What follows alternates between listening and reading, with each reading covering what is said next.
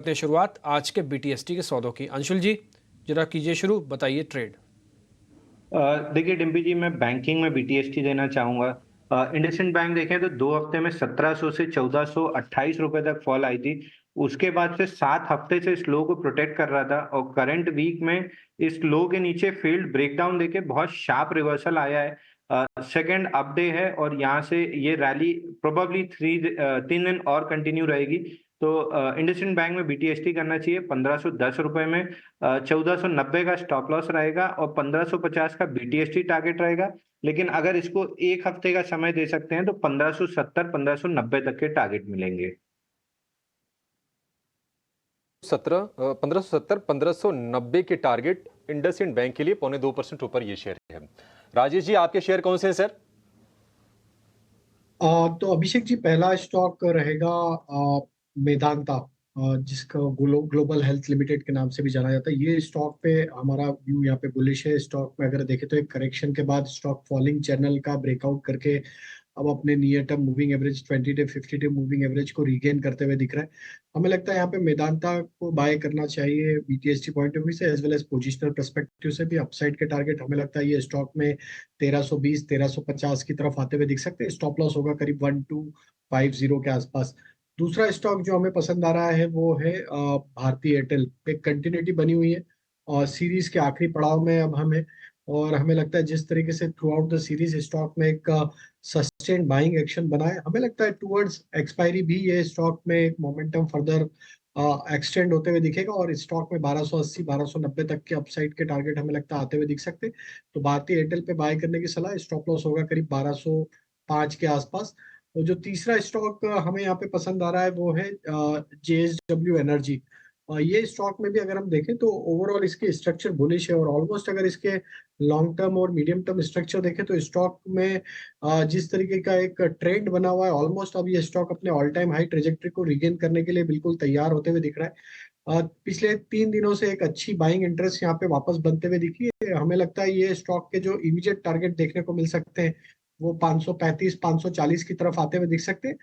लेकिन हमारा व्यू इसमें पोजिशनली हम एक्सपेक्ट कर रहे हैं कि इसमें और भी बड़े टारगेट अनफोल्ड होते हुए दिख सकते हैं आगे आने वाले समय में। 650 तक के अपसाइड हमें लगता है पोजिशनली आते हुए दिख सकती है। बट पीटीएसटी के लिए 530 35 के टारगेट के लिए बाय करें। स्टॉप लॉस होगा 505 के आसपास। तीसरा शेयर कौन से बोला, एक बार रिपीट कर देंगे सर? जेएसडब्ल्यू एनर्जी में स्टॉप लॉस होंगे 505 के, टारगेट होंगे 530 535। जेएसडब्ल्यू एनर्जी, या ठीक है, जेएसडब्ल्यू एनर्जी हो गया। दूसरा शेयर भारती एयरटेल, वहां पर भी 1.5% के आसपास की तेजी है। मेदांता यानी कि ग्लोबल हेल्थ लगातार गिरावट के बाद 5 दिन से पूरे रिवर्सल वाले मूड में है और अच्छी तेजी हम देख रहे हैं। करीब 1100 रुपए के भाव से भी ये सुधर के 1280 रुपए के आसपास, 1284 रुपए के आसपास का भाव है। 4.5% के आसपास की तेजी है। मितेश जी, फटाफट अपने ट्रेड ही बता दीजिए, आप बीटीएसटी है या फिर एसटीबीटी?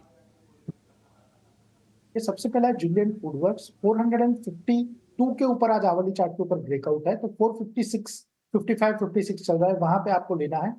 450 का स्टॉप लॉस होगा। कल के लिए बीटीएसटी का टारगेट 460 465 दो टारगेट है। दूसरा है, हमें बैंकिंग स्पेस से पीएसयू बैंक से बैंक ऑफ बड़ौदा बहुत अच्छा लग रहा है, तो करंट लेवल के ऊपर बैंक ऑफ बड़ौदा खरीदने की सलाह रहेगी। 255 का स्टॉप लॉस रहेगा।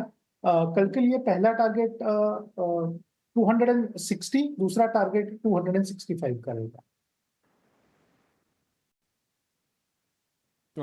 अच्छी बढ़त या फिर मैं बोलूँगा कि अच्छा एक प्ले देखने को मिल रहा है, वो शेयर जरा आपके सामने रखता हूँ।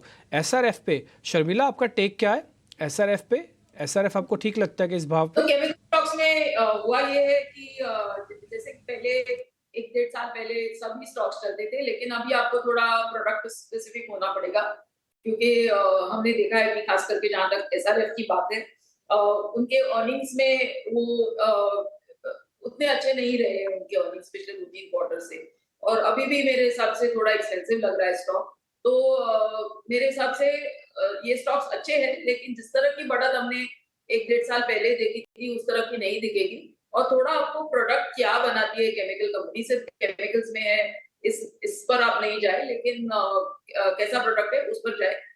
एसआरएफ थोड़ी महंगी कंपनी है, लेकिन शायद लोअर लेवल्स पे अट्रैक्टिव लग सकती है। ठीक है। अब ज़रा दो मैं टेक्निकल स्टॉक पता करता हूँ टेक्निकल एनालिस्ट से। एक बार ज़रा पहले अंशुल जैन को लेके आए। अंशुल जैन, एक बार ज़रा श्रीराम पिस्टन चेक करना, आपको ये शेयर ठीक लग रहा है? श्रीराम पिस्टन बिल्कुल डिम्पी जी, ये स्टॉक बहुत बेहतरीन लग रहा है। इसमें मंथली चार्ट पे एक ब्रेकआउट आया था 1395 रुपए का, और लास्ट वीक में इसको रीटेस्ट किया था और क्लोजिंग हैमर के साथ आई थी जो बुलिश कैंडल थी, और करंट वीक में फॉलो थ्रू मूव मिला है। तो स्टॉक में थोड़ा सा कहीं डिप मिलता है 1800 रुपए 1850 तक, तो स्टॉक में लॉन्ग इनिशिएट करना चाहिए। स्टॉप लॉस बनेगा 1650 के आसपास का, और टारगेट मंथली चार्ट पे क्योंकि ब्रेकआउट आया है, थोड़ा सा बड़ा टारगेट रहेगा 2700 2750 का। लेकिन अगर 1 से 2 महीने का आपका व्यू है तो 2250 तक ये स्टॉक आराम से जा सकता है। तो स्टॉक मंथली चार्ट पे बहुत बुलिश लग रहा है। शायद ये स्टॉक हमको मितेश पंचाल ने नोटिस करवाया था कुछ दिन पहले। मितेश भाई, आपने नोटिस करवाया था ना श्रीराम पिस्टन? ये शायद हफ्ते भर पुरानी बात है। नहीं डिम्पी जी, ये मेरा स्टॉक नहीं था। श्रीराम पिस्टन हम लोग ने कभी रिकमेंड नहीं किया, सॉरी सर। आपका नहीं है? ठीक है, फिर किसी और का होगा। लेकिन मेरे को याद है, मेरे को एक हफ्ते पहले मेरे कान में स्टॉक आ गया था और मैंने थोड़ा चेक भी किया था। उस समय ब्रेकआउट नहीं था, लेकिन अब फाइनली बहुत बढ़िया मूव आया। आप देखो, एक महीने के अंदर ही 14% चला, जबकि ये महीना मार्केट्स के लिए उतना अच्छा नहीं था। तो मितेश भाई, एक छोटा सा काम आप और कीजिए। एक गोवा कार्बन नाम की कंपनी है, गोवा कार्बन 750 के आसपास चल रहा है। एक बार जरा इसको देखिए, ये शेयर ठीक है क्या आपके सिस्टम एंड मेथड के हिसाब से? डेफिनेटली देखिए, सबसे पहले तो ये बहुत हाई बीटा स्टॉक है, क्योंकि जब भी इसकी रैली चलती है तो मतलब वन साइडेड गेप होता है। For an example, current consolidation जो चल रहा था from 18th of November till 12th of January 2024, उसका जो ब्रेकआउट आया उसमें वो रैली में ये स्टॉक 929 तक गया, और उसके बाद एक स्टीफ करेक्शन आई है ये स्टॉक्स में। तो हमारे हिसाब से डेफिनेटली करंट लेवल के ऊपर अगर स्टॉक सस्टेन करता है, दैट मीन्स जो रिसेंट बॉटम है 683, वो अगर डिफेंड करता है मंथली चार्ट के ऊपर, तो डेफिनेटली ये स्टॉक में हम उसके बाद कह सकते हैं कि 683 700 का बॉटम फॉर्मेशन हो गया है, और वहां से जो स्टॉक है एक नई रीरेटिंग के लिए आगे बढ़ेगा।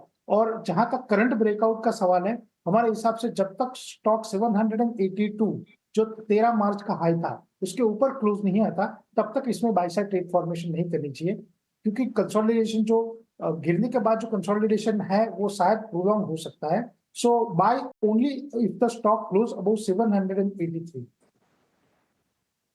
शेयर लिस्ट में और भी हैं। जरा HDFC के बारे में एक व्यू पॉइंट लेते हैं शर्मिला से। शर्मिला, HDFC पे आपका टेक क्या है? 1440 के आसपास चल रहा है अभी।